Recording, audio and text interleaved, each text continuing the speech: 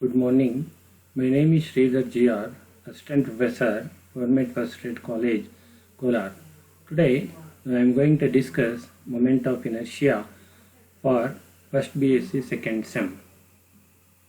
Here, in moment of inertia in the first session, today now we are going to discuss some important definitions.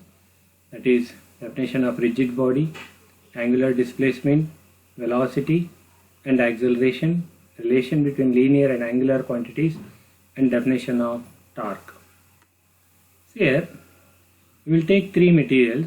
One is the eraser, another is steel, another is balloon. Here, when you will apply an external force on the balloon, there is a change in size and shape. Again, when you will apply an external force on the eraser, there is a change in size and shape. When you will apply an external force on the steel, there is no change in size and shape. Such a body is called as rigid body. That means the body which does not undergo any change in size and shape. When external forces are applied on it, such a body is called as what? Rigid body. In case of rigid body, there are two types of motion. One is called as translational motion. The other is called as rotational motion. So when you will drop an object from certain height, see that body consists of so many particles. All the particles of that body move in same line. That means straight line. Again, which are parallel to each other. Such a motion is called as what? Translational motion. Again, the motion in which particles of a rigid body move in straight line, that is along parallel lines. Example is a road roller moving along a straight road, or a stone dropped from certain height. Next is rotational motion. The motion in which particles of rigid body move along circles in parallel planes. So we will consider any wheel moving. So the particles in that wheel moving in a circles which are parallel planes. Such a motion is called as what? Rotational motion. Example, motion of a ceiling fan. Next is angular displacement. Angular displacement is denoted by theta. See here, this is a rigid body. This rigid body is rotating about a point or an axis passing through O. Here this rigid body is assumed to be made up of so many particles. We will consider one particle P, which is at a distance R from the axis of rotation O. Say this R is called as what? Position vector. Say as the body rotates, the particle also rotates. Say this is the initial position. Say if this particle rotates, say the angle is created by the position vector OP at the center or axis O. That theta is called as angular displacement, that is denoted by theta.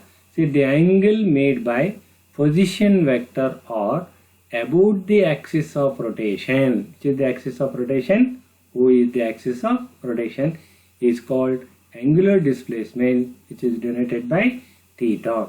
Angular displacement is measured in terms of radian or degree. Here, rate of change of angular displacement is called as angular velocity, which is denoted by omega.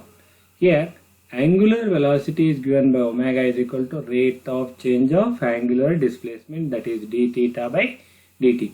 We know theta, which is also given by theta 2 minus theta 1 divided by 2, that is change in angular displacement divided by time. Again, which is measured in terms of radian per second, that is radian per second is the assigned for what? Angular velocity. Next is angular acceleration, which is denoted by alpha. The rate of change of angular velocity is called as what? Angular acceleration. Here angular acceleration alpha is equal to rate of change of angular velocity, that is d omega by dt, that is equal to d square theta by d square dt square. It is not d square t, d square theta by dt square. that is equal to omega 2 minus omega 1 divided by t. This is nothing but what? Angular acceleration denoted by alpha. The SI unit is radian per second square. Here, next is relation between linear and angular quantities. We have already studied. Here, theta is called as angular displacement, omega is called as angular velocity, alpha is called as angular acceleration. Similarly, S is called as linear displacement, V is called as linear velocity, again A is called as linear acceleration. There is a relation between linear and angular quantities. So, this is a rigid body. This rigid body is consisting so many particles which is rotating about an axis passing to the point Rho. Here you will consider one particle P. Here as the body rotates, the particle also rotates. Here R is the line joining O and P, that is O is point of axis of rotation, P is the particle, this R is called as position vector. Here as the body rotates, the particle also rotates. Here when the particle moves from P to Q, angle is described at the center, that is at the position vector, at the center of axis O, that angle is called as angular displacement, that is represented by theta. So this PQ is called as what? Arc length, that is S. That arc length is nothing but what? Linear displacement. From geometry, linear displacement S is equal to radius times theta, that is S is equal to R theta. Here S is called what? Linear displacement. Theta is called as what? Angular displacement. That means linear displacement is equal to radius times angular displacement. So this is the relation between linear displacement and angular displacement. We know linear displacement V is equal to rate of change of linear displacement, that is V is equal to ds by dt. Here we know S is equal to what? R theta. We will substitute S is equal to R theta. Here R is the position vector which is a constant, that is R into d theta by dt. Again we know d theta by dt, that is rate of change of angular displacement, which is nothing but what? Angular velocity omega. Therefore V is equal to R omega. This gives the relation between linear velocity and angular velocity. Next is, we know linear acceleration A is nothing but rate of change of linear velocity, that is A is equal to dv by dt. Here we know V is equal to what? R omega. Here R is a constant, therefore R into d omega by dt. Here d omega by dt is nothing but what? Alpha, that is angular acceleration, that is A is equal to what? R alpha. Here linear acceleration is equal to what? Radius times angular acceleration. This is the relation between linear acceleration and angular acceleration. Next is, see here, there are three equations of motion, that is linear equations of motion.